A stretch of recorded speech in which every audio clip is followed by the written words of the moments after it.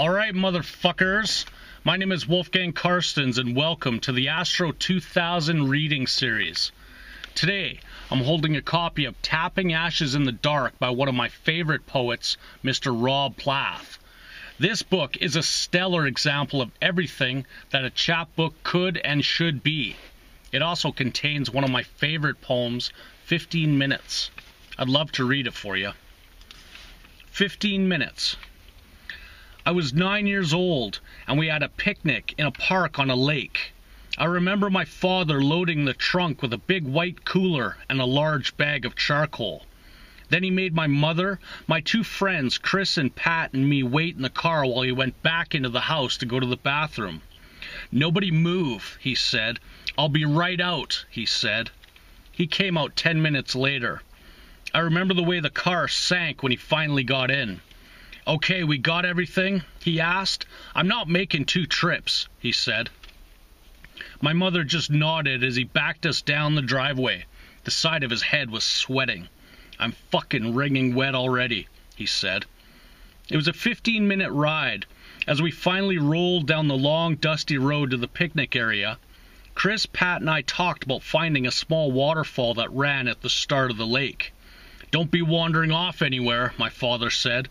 The car lurched forward a little as he shifted into the parking gear. We all got out into the heat of the wide-open dirt parking lot. Chris, Pat, and I carried the cooler and the bag of charcoal. "I don't want to be sitting in no fucking sun," my father said. "There, we're going to sit right there," he pointed. It was a shady gray table beneath some giant oaks. An old black grill stuck out of the ground among some early fallen leaves. Yellow jackets hovered over a metal garbage drum. In a little while, my father had the barbecue smoking. I remember sticking a long piece of dry grass through the grill slats onto a hot coal, and my father yelling, "I'm not going to warn you again. Stay away from the fire." After we ate hot dogs and hamburgers, Chris, Pat, and I went for a walk. "Don't be going far," my father commanded. "We'll just walk to the stables to look at the horses," I lied. "I don't want to be waiting around for anybody," he said. We walked along a bridle path, which was sandy and had big lumps of horse manure dropped all over it. Flies scattered as our sneakers kicked up dry, dusty sand. The bridle path was supposed to lead down to the waterfall. "You can hear the water when you get close enough," Chris said. We walked and walked, determined to find the waterfall. We weren't thinking about how long the trip back would take. Then the bridle path forked. "Now what do we do?" Pat said. "Let's walk a little farther," I said. We all decided to keep walking on the path closest to the shore. That's when we found the duck skeleton hanging in a web of branches. Its white bones picked clean. Its shape preserved perfectly. We all stood and stared silently. "Let's go back," Pat said. "Yeah, let's go," I said. As we turned back, swarms of gnats swirled in the setting sun.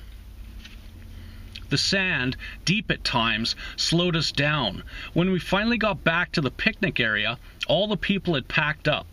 I saw my father's short-sleeved button-down shirt glowing. He was standing next to the car, and my mother was frozen in the front seat. "Get in the fucking car and don't say a word," he growled. He was looking at me. Chris and Pat looked scared. We squeezed into the back seat. The headlights clicked on, and suddenly my father exploded.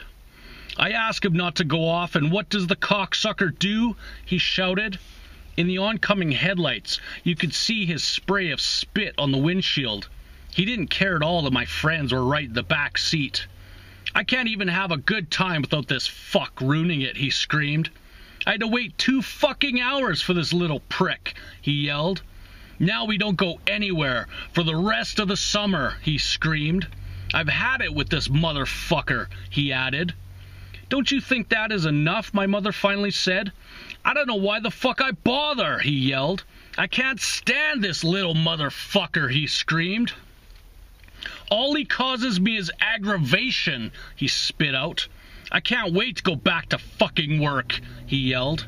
"This isn't no vacation spent with this cocksucker," he added. Finally, the front tires bumped up the lip of the driveway. The headlights snapped off. Then there was silence. My 15 minutes of fame were finally up. And that, my friends, is the power of a good, raw poem. Tapping Ashes in the Dark is available now from Lummox Press.